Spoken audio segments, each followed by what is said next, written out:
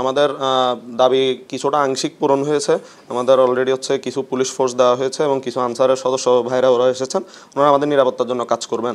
এমত অবস্থায় DC sir এবং এসপি স্যার ওনারা এসে আমাদেরকে আজকে আশ্বস্ত করে গেছেন যে দ্রুততম সময়ের মধ্যে অপরাধীদেরকে গ্রেফতার করা হবে এবং আমাদের নিরাপত্তার জন্য এখানে স্থায়ীভাবে একটি পুলিশ ফাঁড়ি স্থাপন করার কথা তারা বলেছেন।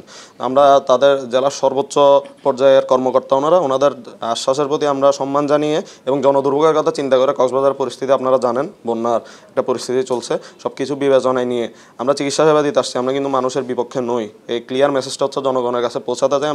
আমরা সবার এই সার্বিক পরিস্থিতি বিবেচনা করে এবং জেলা প্রশাসক মহোদয় এবং এসপি স্যারের আমরা আশ্বাসের পরিপ্রেক্ষিতে আজকে দুপুর 3টা থেকে আমরা আমাদের কর্মবিরতি প্রত্যাহার করছি এবং চিকিৎসা সেবা চলমান থাকবে। এবং ওনাদেরকে আমাদের যেটা দাবি ছিল ওনাদের কাছে, যে আমরা 5 দিনের একটা আলটিমেটাম ওনাদেরকে দিয়েছি, এই 5 দিনের ভিতর যদি অপরাধী গ্রেফতার না হয় বা আমরা আমাদের নিরাপত্তার জন্য যদি দৃশ্যত কোনো কার্যকর ব্যবস্থা না দেখি, তাহলে কিন্তু আমরা আবার 5 দিন পরে কর্মবিরতিতে ফিরে যেতে বাধ্য হব।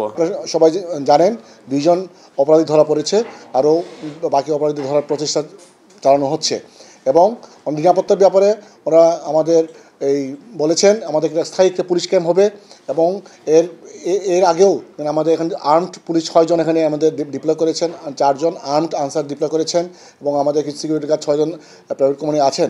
এবং যেটা আমাদের এই যে সিকিউরিটি গার্ড এবং পুলিশ আনসার দিয়েছেন, কিন্তু আমাদের আপনারা সবাই জানেন আমাদের এখানে 250 যে বেডের বিপরীতে আমাদের ভর্তি থাকে রোগী 900 থেকে 950 রোগীর মতো, কিন্তু এগুলো অপ্রতুল। তবুও আমরা জনগণের স্বার্থে আমার চিকিৎসা সবসময় আন্তরিক এবং আমরা মেনে নিয়েছি। কিন্তু আমাদের দাবি দেওয়া হচ্ছে আমাদের এই 5 দিনের জন্য আমাদের চিকিৎসা সমাজ একটি সময় দিয়েছেন, এর ভিতরে আমাদের এই যে চলমান যে আমাদের নিরাপত্তার যে আশ্বাস, এটা যদি অব্যাহত থাকে, এই অপরাধী যদি ধরা পড়ে, এটার জন্য আমরা 5 দিনের জন্য কর্ম ঘোষণা করেছে এবং আজকে বিকেল 3টা থেকে এটা আমাদের স্বাভাবিক কার্যক্রম শুরু হতে যাচ্ছে। এটা আমরা যদি দৃশ্যমান যদি আমাদের কোনো যদি পরিবর্তন দেখানো যায়, আমাদের নিরাপত্তা যদি ব্যাহত হয়, আবার যদি ধরেন এখন দিল ধরেন আবার আমাদের কয়েকদিন ভিতরে আবার যদি উইথড্র করা হয় এবং প্রকৃত অপরাধীরা যদি ধরা না পড়ে, তাহলে কিন্তু আমাদের চিকিৎসা সমাজ সে হয়তো সিদ্ধান্ত নেবে, তখন মানে কর্মবিরতি অবশ্যই পালন হতে পারে।